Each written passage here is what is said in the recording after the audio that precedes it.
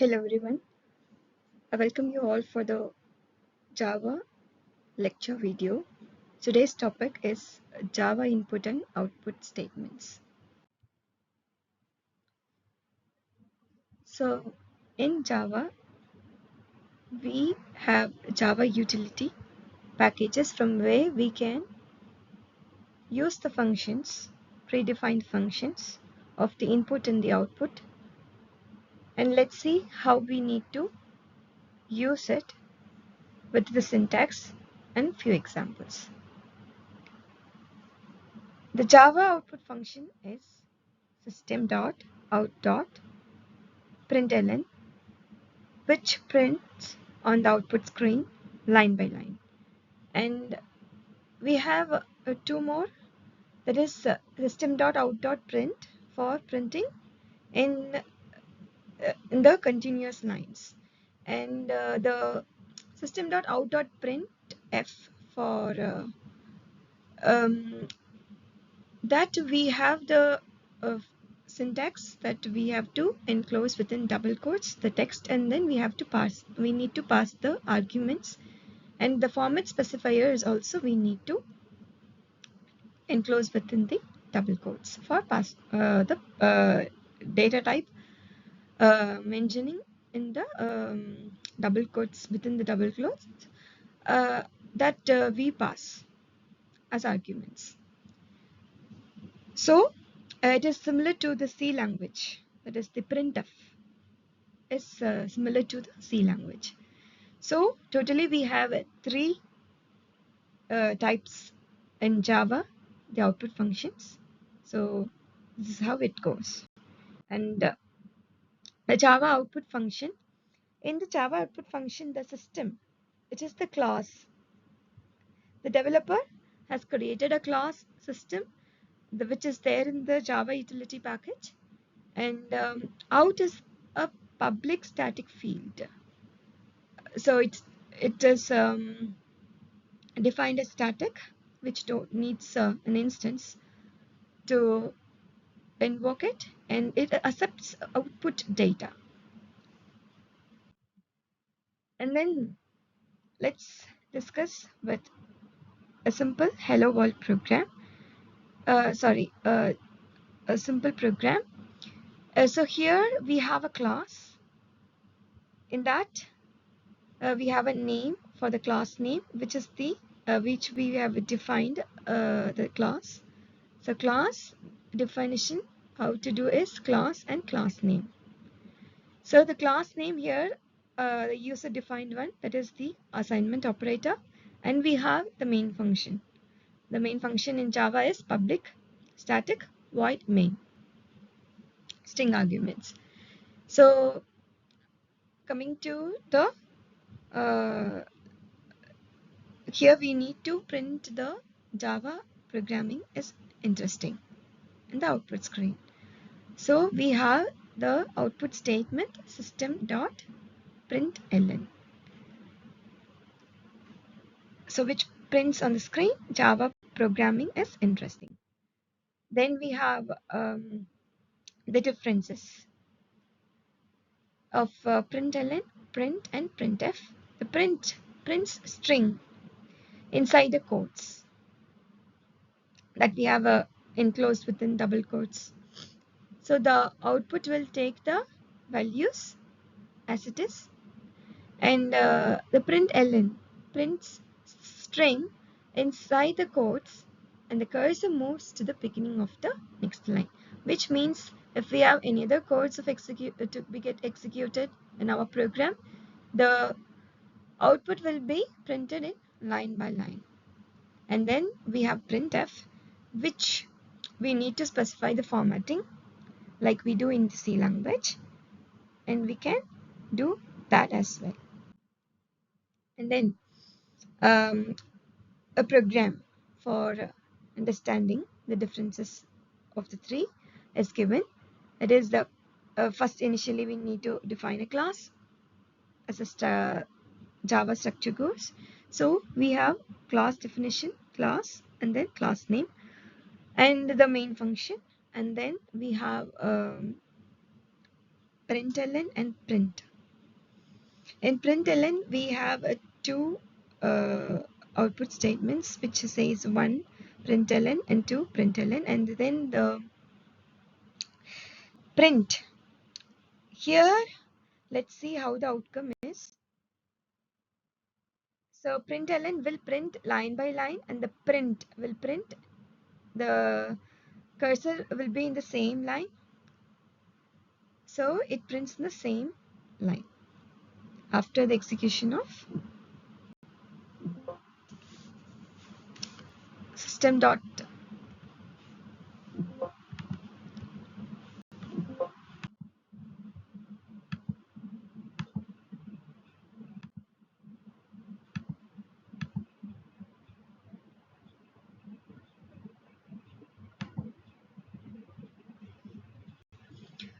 So coming to the input statement, in Java we need to import java.util.scanner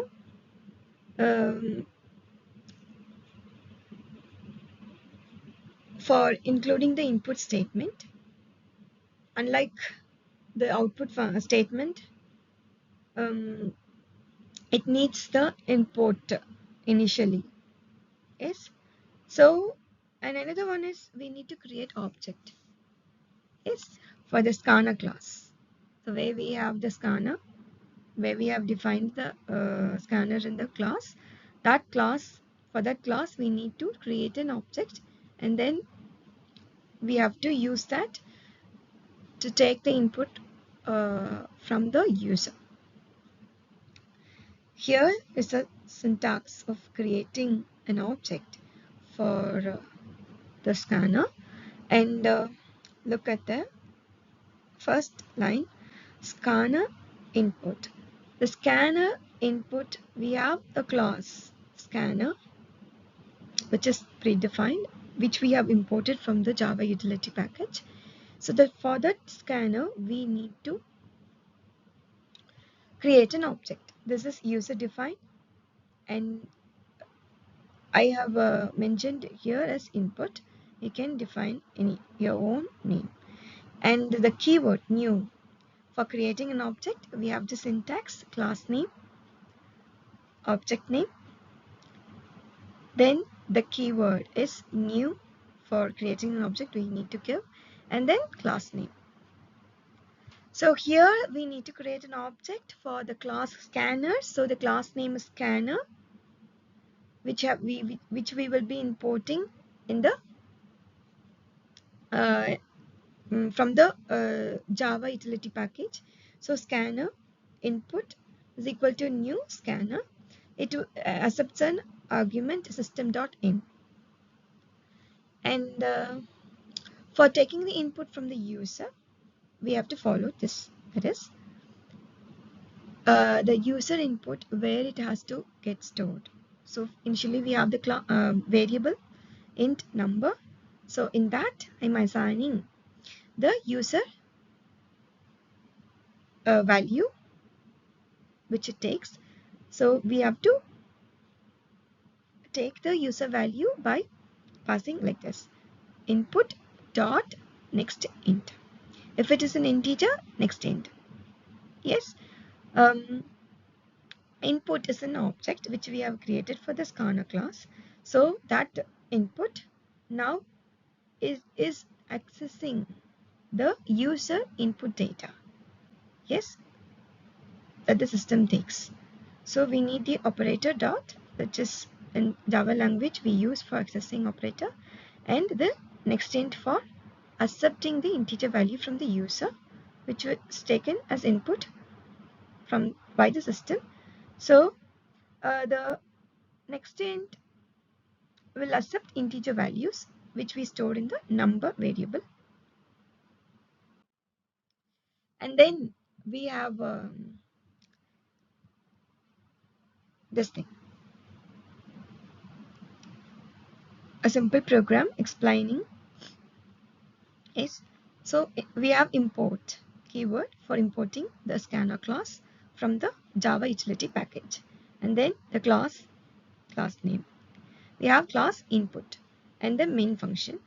Then the scanner class, for the scanner class we need to create an object to take the value from the user, to accept the value from the input value from the user. So we have created an object input for the scanner class, which we have imported from the Java utility package. For creating an object, we have the syntax: class name, object name is equal to new keyword, class name. So we have that, and for scanner we have argument need to be passed is system.in. So we have printed the next line, System.out.println, enter an integer, which is a message for the to get the input value from the user, which gets printed in the output screen. Also seeing this, the user will print a value, integer value. So we have int number, a variable to take the input value, and we have input object, which we have created for the scanner class. We have to mention that, and then the accessing operator dot, and then next int to accept the integer value which is typed by the user. That will be stored in the number variable. Yes, and then System.out.println, which is the output statement. You entered will be get printed. For we have enclosed that in the double quotes, and then we have the concatenation operator plus, and then the number. Here the number variable which stores the user input, it will be get printed, and for joining the two we have the concatenating operator in Java, that is plus. So it will join the two things, that is the string passed and the number value.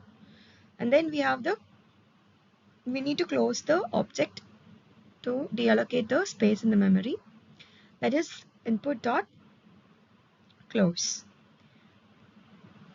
For the object input we need to close, so input dot close. And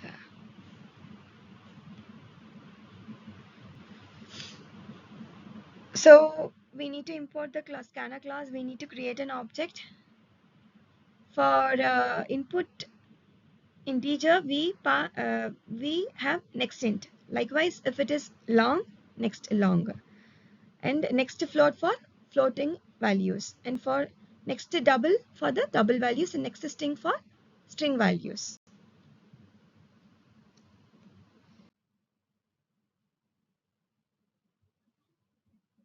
So we need to close the scanner object, and then coming to the activity. So try this problem, which is reversing a string program. Try this in Java. So this is the output. This is the coding for reversing a string. So we have a string builder for reversing string, which is a predefined function. We can use that as well, or you can write the logic. And we have questions which are of the following is not a fundamental principle of object-oriented programming.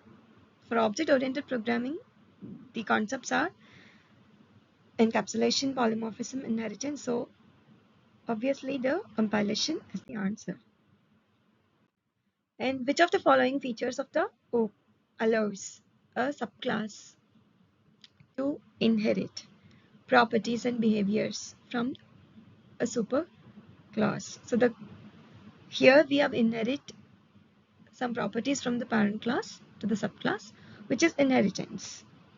The concept is inheritance. So the answer is inheritance. Abstraction is something we hide from the user. It may be a data or method, only giving the user relevant data. And then encapsulation is binding the data and methods together in a block. That is called encapsulation. Polymorphism, using a function for different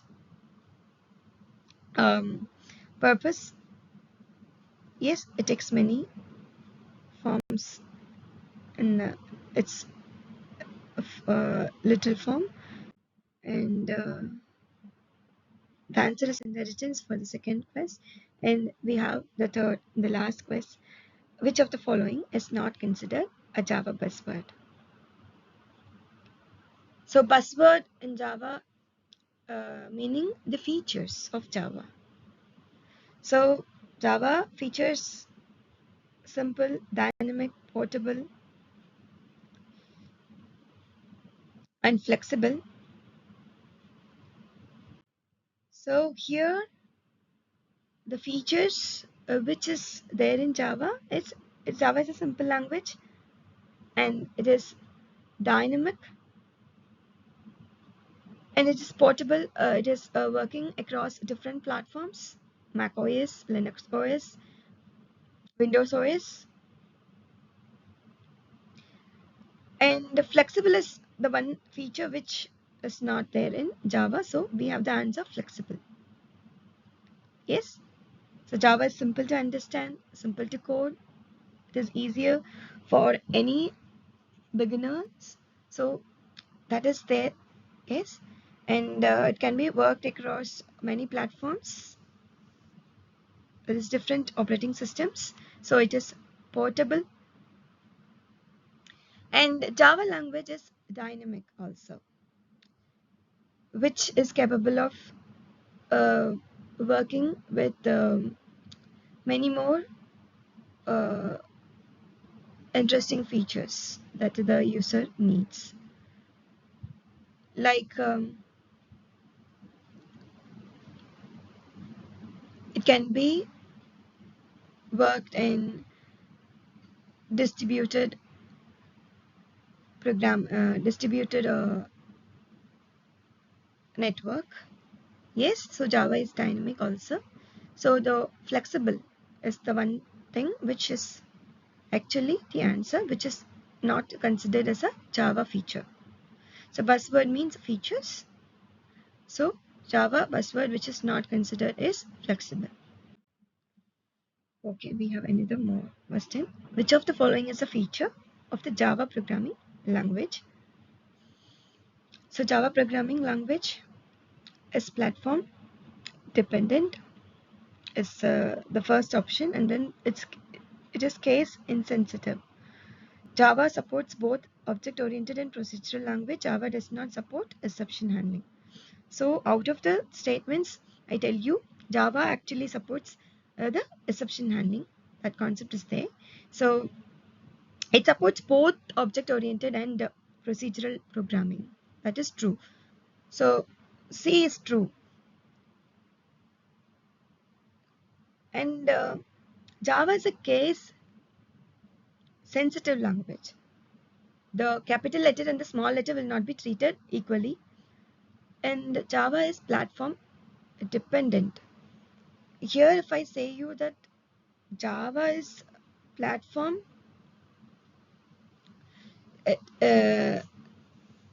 independent, actually Java's platform dependent is not a feature, and the case insensitive is also not a feature.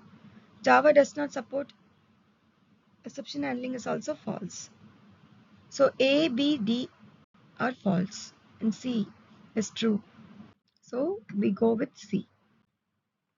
Which of the following is the correct way to declare an array of integers in Java? So we have these functions. Yes, looking at these options, we know